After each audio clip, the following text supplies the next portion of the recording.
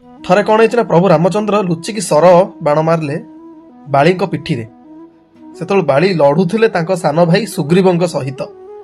ଆଉ ଯଦି ବାଳୀ ଯଦି ନ ମରନ୍ତି ତ କିସ୍କିନ୍ଧାର ରାଜା କେବେ ସୁଗ୍ରୀବ ହେଇପାରିବେ ନଥାନ୍ତେ। ସେଥିପାଇଁ ସୁଗ୍ରୀବଙ୍କୁ ଜିତେଇବା ପାଇଁ ବାଳୀଙ୍କୁ ପିଠି ପଛରୁ ସର ମାରିକି ରାମଚନ୍ଦ୍ର ପ୍ରଭୁ ତାଙ୍କୁ ମାରିଥିଲେ ବିନା କାରଣରେ। କିନ୍ତୁ ସେ ଦି ଭାଇଙ୍କର ଝଗଡ଼ା ଚାଲିଥାଏ।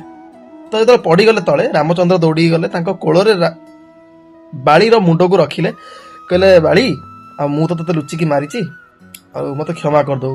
ପ୍ରଭୁ, ମୁଁ କ'ଣ କରିଥିଲି? ମୁଁ ତମ ଭାଇ ସାଙ୍ଗେ ଝଗଡ଼ା ଚାଲିଥିଲା, ଆପଣ କାହିଁକି ମତେ ମାରିଲେ ପଛୁଆ? ସେ କହିଲା, ତୁ ଛାଡ଼, ଯାହା ମତେ ଶାସ୍ତି ଦେବା କଥା ତୁ ଦେ। ସେ କହିଲେ, ପ୍ରଭୁ, ଆପଣ ଯୋଉ ସର ଧରିକି ମାରିଛନ୍ତି, ଆପଣଙ୍କ ହାତ ପାପୁଲି ଯେମିତି ନ ରହେ। ସେ କହିଲେ, ପ୍ରଭୁ ନିଜେ କହିଲେ, ଠିକ ଅଛି, କଳି ଯୁଗରେ ଯେତେବେଳେ ମୁଁ ଜଗନ୍ନାଥଙ୍କ ଅବତାର ନେବି, ସେତେବେଳେ ମୋ ହାତର ପାପୁଲି ନଥିବ। ସେଥିପାଇଁ ପ୍ରଭୁ ଜଗନ୍ନାଥଙ୍କର ଖଣ୍ଡିଆ ହାତ, ପାପୁଲି ନାହିଁ। ବୁଝିପାରିଲେ? ତ ଏଇଠୁ ଆମକୁ କ'ଣ ଶିଖିବାକୁ ମିଳୁଛି? ମାନେ ଏ ସୃଷ୍ଟିର ବ୍ରହ୍ମାଣ୍ଡର ଯିଏ ମାନେ କର୍ତ୍ତା ଧର୍ତ୍ତା ଦୈବ ବିଧାତା, ସିଏ ଯେ ତା ନିଜକୁ ଛାଡୁନି, ତା କର୍ମର ଫଳ ସେ ତ ନିଜକୁ ବି ଛାଡୁନି ଦବା ପାଇଁ। ତ ଆମେ ତ ଛାର ମଣିଷ, ଆମେ କିଏ କହିଲେ? ଆମେ କିଏ? ଆମ ଔକାତ କେତେ ଭଗବାନଙ୍କ ଆଗରେ? ତ ଆମେ ଯୋଉ ଏଇ ମଣିଷ ଶରୀର ପାଇକି ଆମେ ଯୋଉ ଭୁଲ କରୁଛୁ, ଭାବୁଛୁ କି ଆମେ କର୍ମ କରୁଛୁ ଫଳ ପାଇବୁନୁ, ସେଟା ଭୁଲ। ଆମେ ଫଳ ହିଁ ପାଇବା, କର୍ମର ଫଳ ନିହାତି ପାଇବା।